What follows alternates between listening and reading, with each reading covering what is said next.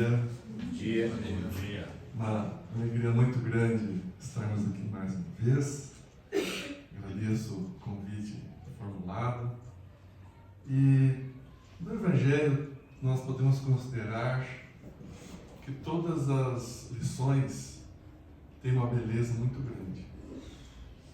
Todas as mensagens de Jesus têm uma proposta para que a nossa vida se torne melhor, para que nós consigamos compreender o que de fato estamos aqui fazendo.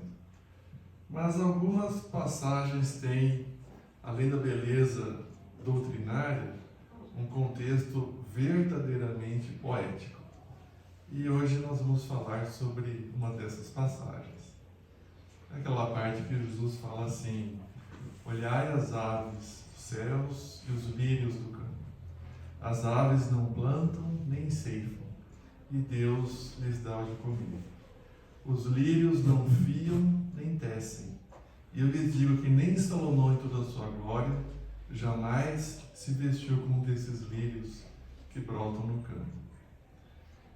A primeira parte, que fala das aves, já traz uma contextualização muito importante para que nós fortaleçamos a nossa fé. Numa análise precipitada, poderia talvez sugerir que as aves não têm a previdência necessária para a sua subsistência. Mas se formos observar a natureza, vamos constatar que antes do sol raiar, as aves já saem em busca do seu alimento, da sua subsistência, elas vão em busca dos recursos para a sua sobrevivência. Então nenhum de nós vai encontrar uma ave, um pássaro, 10 horas da manhã, com o bico aberto no galho, esperando cair ali o alimento.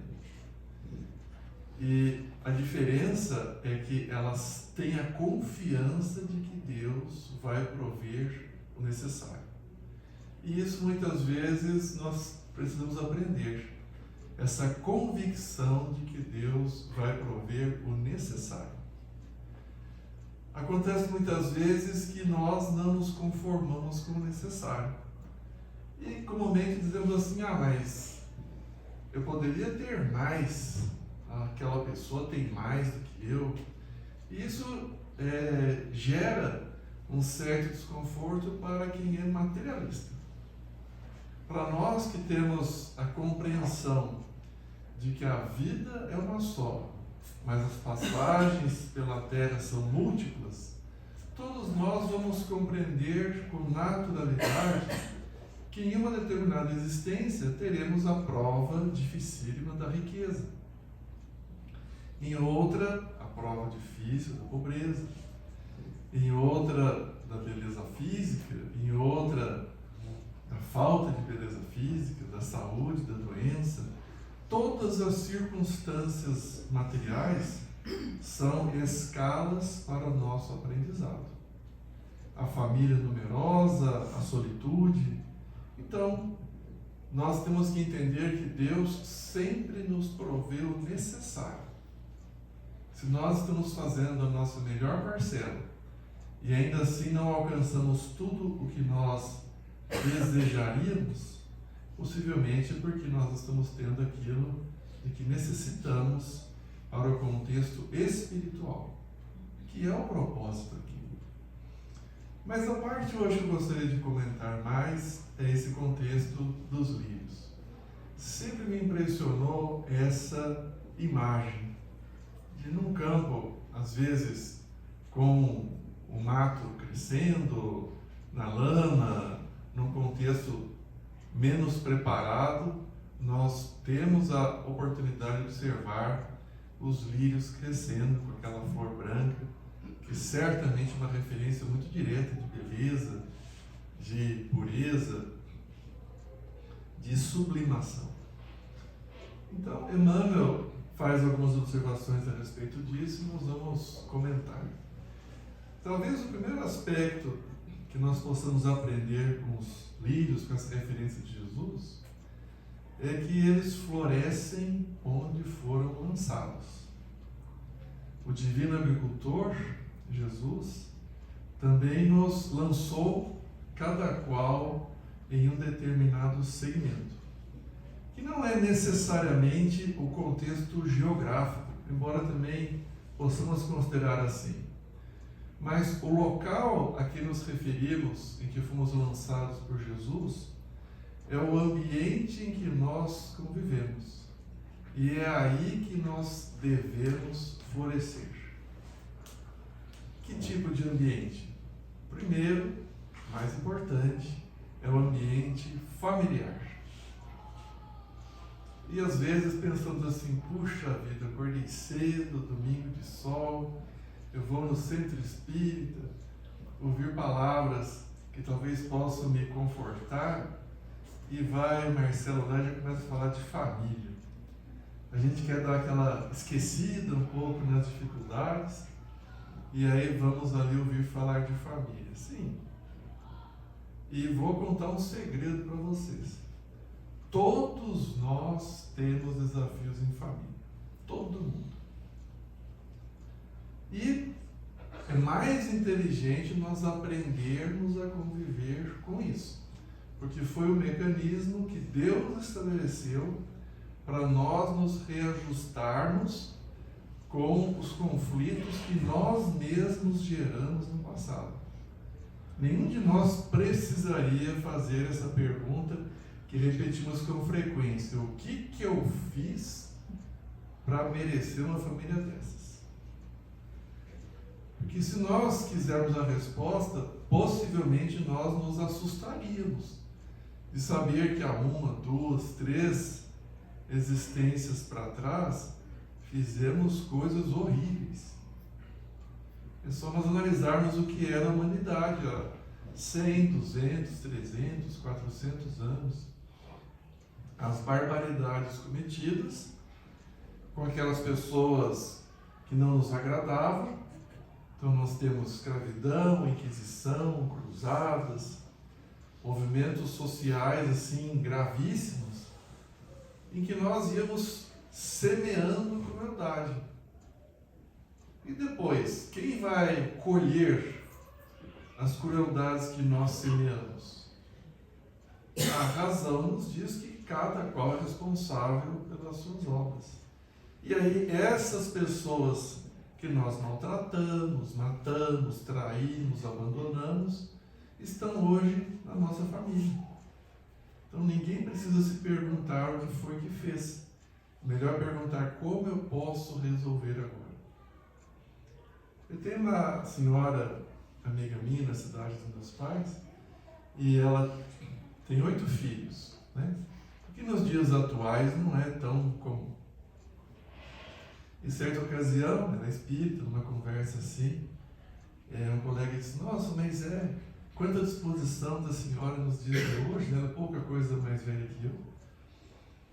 8 filhos, e ela só disse assim: eu sempre quis os meus obsessores todos encarnados. E se bem como filhos, pelo menos por alguns anos eu consigo comandar. Agora já não, já cresceram, né? E a gente ri, né? Como se isso fosse uma piada. E é a realidade, né? Os nossos inimigos. Mas o que nós queremos chamar de inimigos, né, que estão reencarnados na nossa família, como pai, mãe, cônjuge, irmão, filho, neto, sobrinho, hoje nós queremos chamar de inimigos. Ou, se estão no plano espiritual, obsessores. Mas quem são esses? São aqueles que confiaram em nós, que ofereceram o melhor da amizade, da dedicação, da lealdade, da sinceridade, e nós traímos a confiança.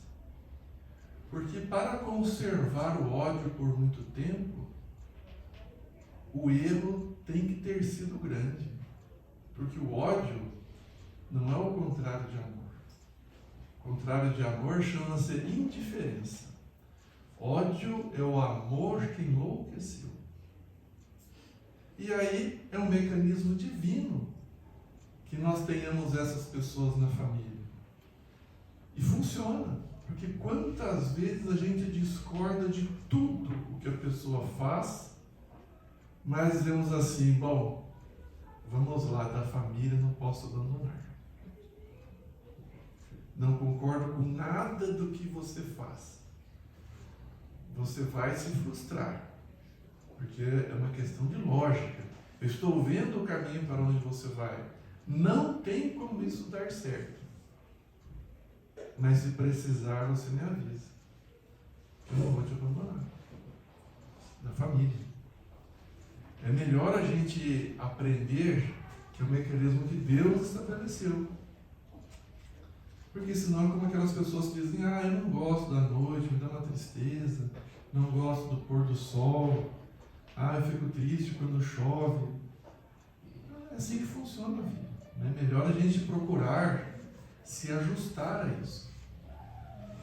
Então, essa primeira lição que os lírios nos trazem de florescer onde Deus nos plantou, começa pela família. Temos que florescer na família.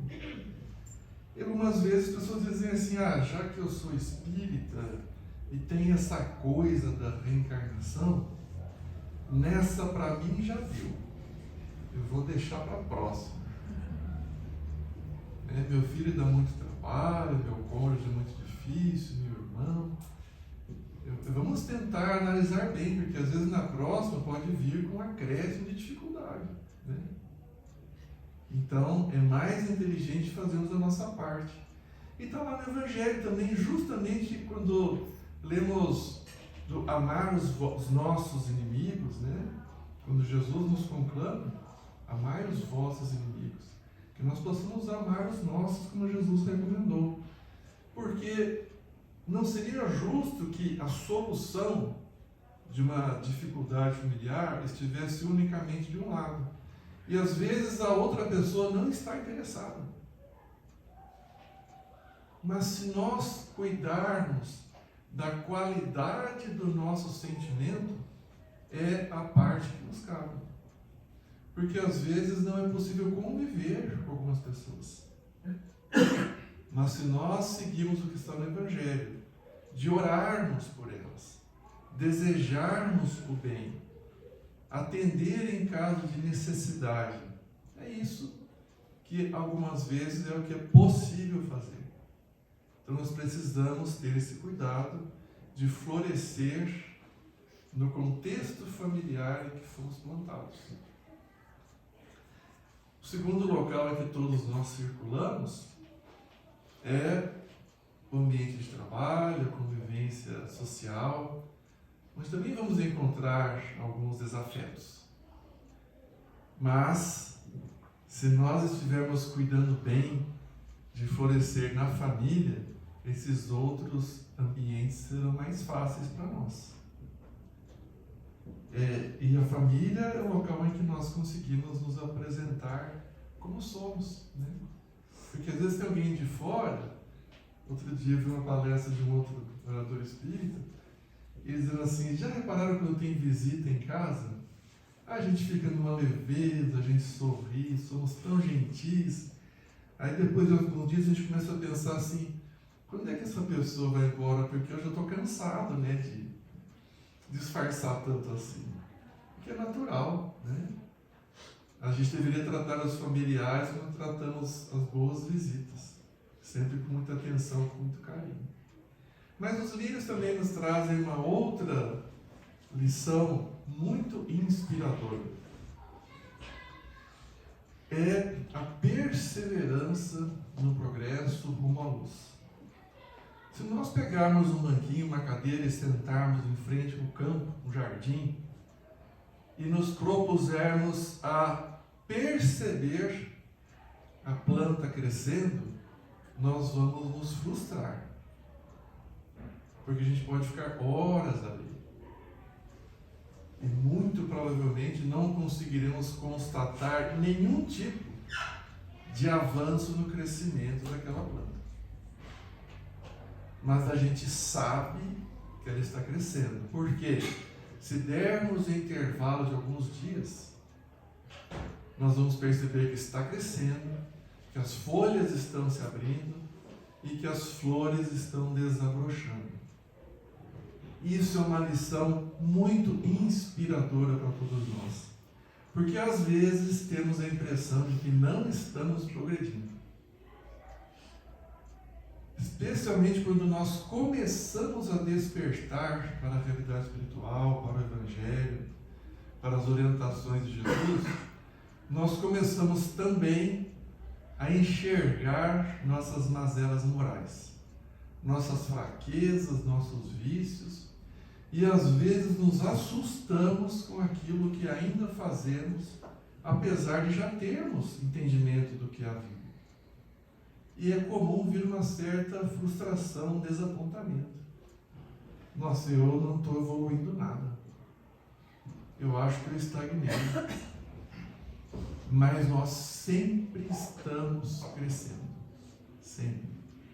Aí quem está fazendo só coisas erradas? As experiências podem ser úteis.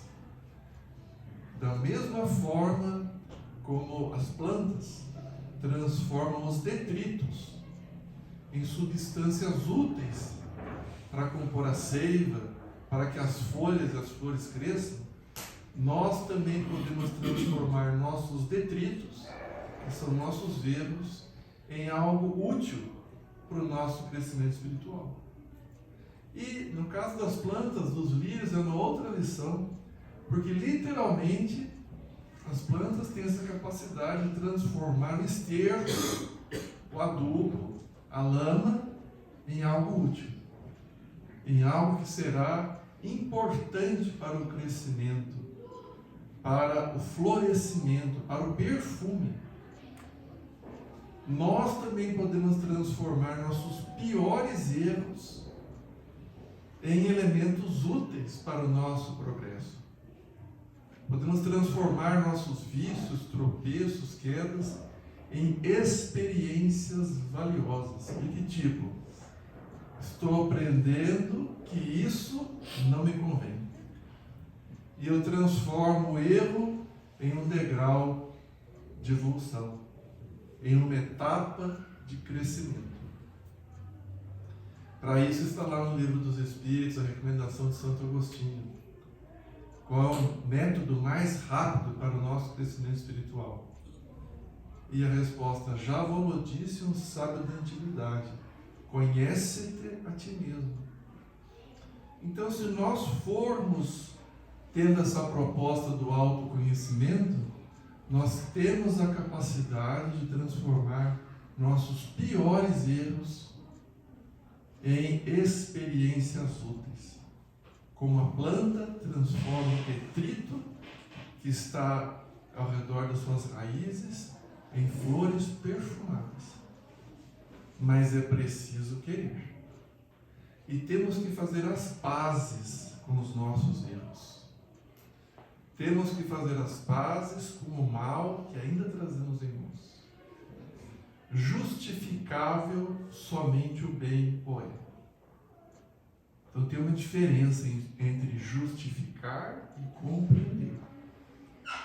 Nós só devemos entender que o bem se justifica. Mas como somos seres em construção, até que esse plano divino, que é cada um de nós, esteja pronto, nós precisamos entender que vamos errar, que vamos tropeçar, que vamos cair. E nenhum de nós pode cobrar perfeição de algo que esteja em construção. É como uma casa. Se a casa está no processo de construção, sem telhado, sem janelas, eu não tenho lógica em me aborrecer porque a casa não traz conforto. Não traz ainda. Um dia trará. Mas eu percebo que a casa está no processo. O erro sempre vai ser errado. Se entrar aqui agora uma pessoa com evidente deficiência mental e me agredir, isso está errado. Mas eu consigo compreender, porque é uma pessoa que está temporariamente com uma limitação importante. Assim somos todos nós na parte moral. Salvo se houver algum missionário aqui disfarçado de pessoa comum, todos nós trazemos graves pendências do passado. Temos que enxergar isso, porque é o único método de nós trabalharmos. Se eu nego uma doença em mim, eu não vou no médico. Se eu finjo que não escuto um defeito no meu carro, não levo no mecânico. E se eu fecho os olhos às minhas próprias deficiências morais, também vou ignorar as propostas de superação. Nós todos, como seres multimilenares que já somos, trazemos um passado tenebroso. E qual a diferença? Por milênios nós praticávamos o mal na ilusão de que era o que deveria ser feito. Agora estamos começando a perceber qual é o propósito da vida. Mas até nós modificarmos o padrão mental, enquanto espíritos imortais que somos, vai levar um certo tempo. A boa notícia é que já podemos trabalhar no bem da maneira como estamos hoje. É uma das frases mais confortadoras de Jesus. Eu vim para levantar os caídos. Os sãos não precisam de médicos. Os caídos somos todos nós. Esse questionamento foi feito a Jesus quando ele dialogava, conversava, aceitava jantar na casa das pessoas que à época eram consideradas de má vida, que eram os publicanos, né? Os hebreus que trabalhavam a serviço dos romanos, que dominavam, escravizavam os hebreus, as prostitutas, os ladrões. E Jesus sempre teve a maior compaixão e proposta de orientação para com essas pessoas, dizendo algo muito elementar: os sãos não precisam de médicos. E podemos comprovar isso pelos discípulos que Jesus convidou para constituir o primeiro círculo dos propagadores do Evangelho. Eram pessoas como nós, com defeitos, com erros, fraquezas. Qual foi a grande proposta de Jesus com esse contexto? Mostrar que nós, mesmo com nossos defeitos atuais, podemos e devemos nos matricular na escola do bem. Como disse Paulo de Tarso, eu fui o pior dos homens, mas já me encontro matriculado na escola do bem. Porque é um pensamento muito equivocado que acontece com todos nós. Eu ainda faço coisas horríveis. Primeiro eu tenho que melhorar um pouco, depois eu vou me dedicar à prática da caridade. Quando a realidade é o oposto. Nós só vamos nos melhorar de verdade se nos vincularmos à prática da caridade. É por esta razão que a bandeira do Espiritismo, na verdade, envolve pessoas de qualquer religião e até sem religião. Porque a bandeira do Espiritismo é: fora da caridade não há salvação.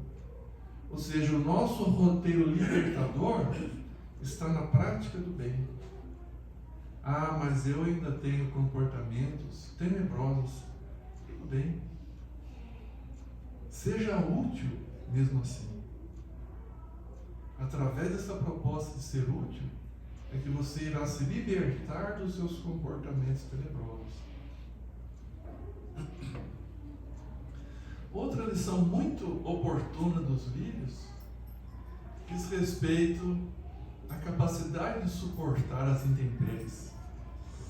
Porque se observarmos, quem já viu a planta, o livro, quando vem as tempestades, vendavais, sol forte, a planta se ressente.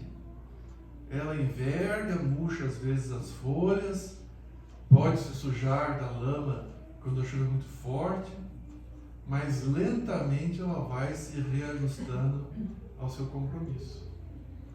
Assim também nós devemos agir, porque as tempestades da vida vêm para todo mundo. Todo mundo passa por isso. Uma grande ilusão a nossa achar que estamos aqui de férias. Emmanuel nos diz: a terra é um plano de provas e expiações, não é uma colônia de férias. Então as adversidades sempre vão existir.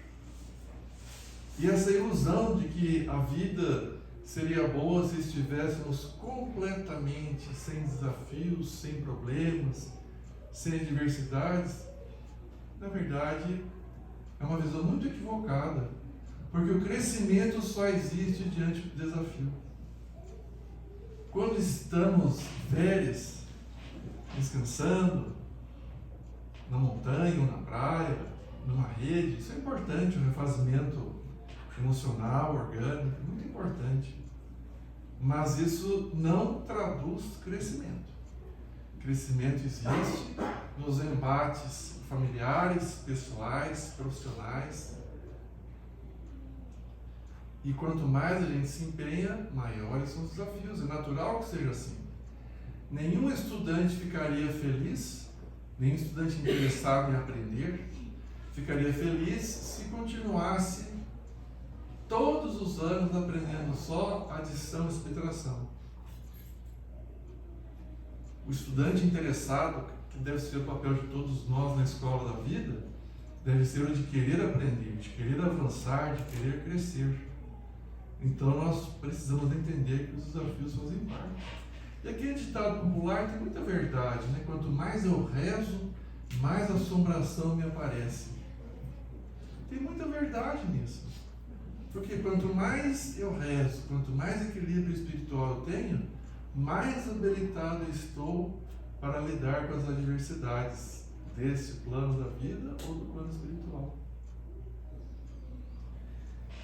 Uma outra lição dos lírios também é muito interessante.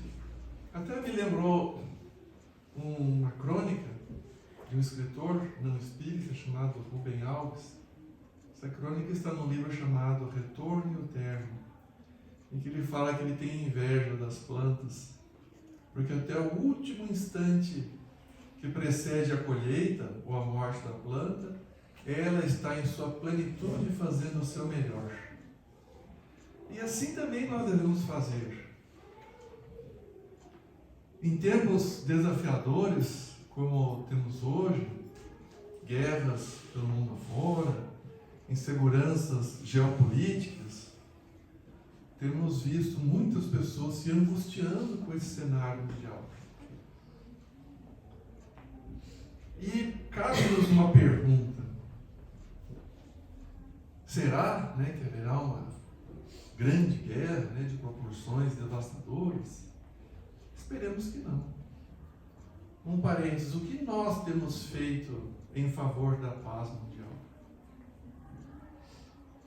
Assistir noticiários e repetir desgraças certamente não contribui para nada. Especificamente o Oriente Médio é uma região em conflito há mais de 3.000 anos. Muito mais útil do que simplesmente estar informado e propagar tragédias seria reservarmos o tempo para orarmos em favor dos nossos irmãos que eles se encontram. Além disso, o gênero de morte orgânica que nós teremos, para quem fica muito preocupado se vai haver uma outra guerra ou não, o gênero de morte orgânica tem pouquíssima importância de maneira geral. E vou fazer uma revelação, talvez assustadora para alguns aqui. Não estou rogando praga, mas todos nós aqui vamos, mais cedo ou mais tarde, nos despedirmos deste corpo físico que nos foi emprestado para a atual encarnação. Todos nós. Isso é um fato, é uma lei biológica, não tem nada a ver nem com religião. E as pessoas ficam se angustiando, mas e se chegar aqui a guerra? O que será que vai ser? Isso tem uma importância muito menor. O que realmente importa é o que temos feito com o tempo que temos disponível a cada dia. Isso faz diferença. Se a nossa separação do corpo físico, que é um fato, vai acontecer por meio de guerra, por meio de uma doença, por meio da velhice, isso é de menor importância. Aliás, todos aqui já passamos muitas vezes por este evento. E já deveríamos ter, pelo menos na teoria, um entendimento mais claro disso. E deveríamos nos preparar mais para isso. Não é ficarmos nos ocupando, qual vai ser a roupa que eu quero que vista o meu cadáver. Isso também tem pouca importância. Mas para que tenhamos o entendimento de que cada dia aqui é uma experiência maravilhosa. E temos um grande compromisso com o uso do tempo. E as pessoas se perguntam às vezes, mas como que vai ser minha vida depois da morte do corpo? É tão fácil responder essa pergunta. Só nós nos perguntarmos, o que você faz hoje? Como você despende o seu tempo livre? Porque todos aqui temos mais ou menos tempo, mais ou menos horas, que são obrigatórias para as demandas da matéria. Seja na realização do trabalho profissional ou doméstico, cuidados com o corpo, alimentação, banho, sono. Quando você tem liberdade de uso do seu tempo, o que você faz? É isso que vai determinar a natureza da sua vida do lado espiritual. Quando não tiver a demanda material tão intensa. Certa ocasião, em uma reunião mediúnica, percebi que a companheira médium estava já em sintonia com uma entidade e sentei na cadeira ao lado e comecei o diálogo. Assim que eu sentei, antes que eu falasse qualquer coisa, a entidade, percebi que era um homem, já de uma certa idade, falou assim, próximo, você que é o próximo? E aí me dei conta que era alguém que não havia se dado a percepção de que estava do lado espiritual. O que é algo extremamente comum. Quem de nós está preparado para isso? A maioria das pessoas não se dá conta. Para aqueles que regulam a minha idade aí, por volta dos 35 anos, vai se lembrar. Nossa, a gente podia disfarçar um pouquinho, rir baixinho, né? Mas eu estou com 50, talvez alguém se lembre daquele filme O Sexto Sentido. E que era assim, tem uma proposta muito verdadeira naquele filme, né? Que o ator principal, lá, o Bruce Willis, não percebeu que havia feito a transição. Isso é comum. E essa entidade que eu comecei a dialogar era um exemplo clássico. E aí a gente também tem que ir dando notícia aos poucos, né? Como a gente fala. Aí ele perguntou se eu era o próximo e disse, sim, chegou a minha vez de falar. Tá bom, o que você está sentindo? Na verdade, hoje até que eu estou muito bem. Eu quero conversar um pouco com o senhor. E tá bom, mas seja breve. Tem muitas pessoas aí que eu preciso atender ainda. Aí eu falei, vejo que o senhor é um médico, sim. E na verdade, eu já estou com 96 anos. E já sou aposentado há muito tempo. Sabe, me chama de menino. Vê que é um espírito de luz, né? Ele falou assim, sabe menino, minha família às vezes se aborrece comigo, porque eu diminui um pouco as minhas horas de trabalho. Mas todos os dias eu procuro atender aquelas pessoas enfermas, necessitadas, como que eu poderia ficar em casa sabendo que eu ainda posso ser útil? E eu falei, sim. E o senhor já se perguntou alguma vez o que acontece quando o corpo para de funcionar? E disse, olha, na verdade eu sempre tive um pouco de interesse com isso, mas era tanta demanda, tanta gente em sofrimento que eu acabei não me dedicando muito. Eu acredito que realmente nós devemos continuar, porque a vida não faria sentido se terminasse tudo com a morte do corpo. Eu falei, então o senhor tem uma percepção muito clara da realidade da vida. E falando em saúde do corpo, como está a sua? Meu coração não anda muito bom. Mas eu sei que ainda posso trabalhar mais. Eu falei, e recentemente o senhor não teve nada? Não, pouco antes de você entrar, na verdade a percepção do tempo no plano espiritual é relativa, né? Eu senti mesmo muito mal, mas eu consigo terminar o dia. Aí lentamente eu fui, da maneira mais amorosa possível, dando notícia para ele. E foi uma exemplificação muito verdadeira de que nós somos sempre a mesma pessoa, no corpo ou fora do corpo. Porque ele entendeu rapidamente. Falei, então é assim? Eu falei, Puxa vida, bom, eu quero continuar sendo útil. Eu posso trabalhar aqui? Eu falei, claro. Eu imagino que não vou conseguir atuar como médico, deve ter diferenças, né? Com certeza eu tenho. Mas o que eu puder fazer, se eu puder ajudar as pessoas, eu estou bem, estou realizado. E logo começaram a chegar, além de familiares, vários ex-pacientes que vieram agradecer o trabalho, daquele indivíduo tão dedicado. Então isso mostra para nós que, assim como os lírios, nós podemos perfeitamente manter a nossa tranquilidade, independente de cenário externo, de guerra, de conflito. Mesmo porque a paz do mundo começa com a paz de cada um de nós, com a paz do nosso lar. E se estivermos vivendo bem, trabalhando, servindo, auxiliando, mesmo que venha a morte orgânica, seja por qualquer razão, nós seguiremos bem. Porque a nossa verdadeira essência é a de seres imortais.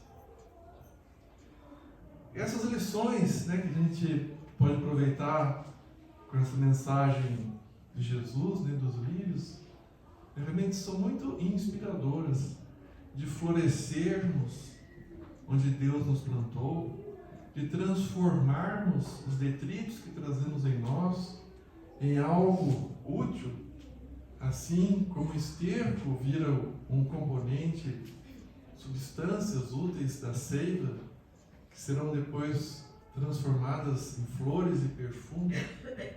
Essa convicção de que estamos sempre progredindo, crescendo para a luz, assim como os lírios, e a certeza absoluta de que, ainda que advenha o instante da separação deste corpo que nos serve, nós seguiremos sempre em frente, como já temos vindo nessa trajetória multimilenar.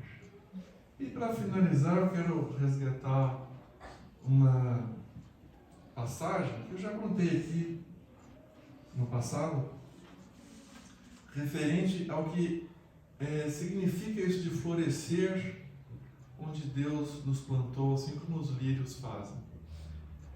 Foi uma matéria que deu na televisão aqui em Londrina, logo que eu cheguei nessa cidade, tem quase 24 anos.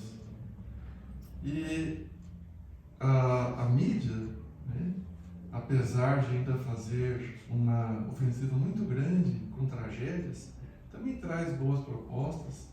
E quanto mais nós nos sintonizarmos com as boas propostas, mais a mídia vai apresentar as boas notícias.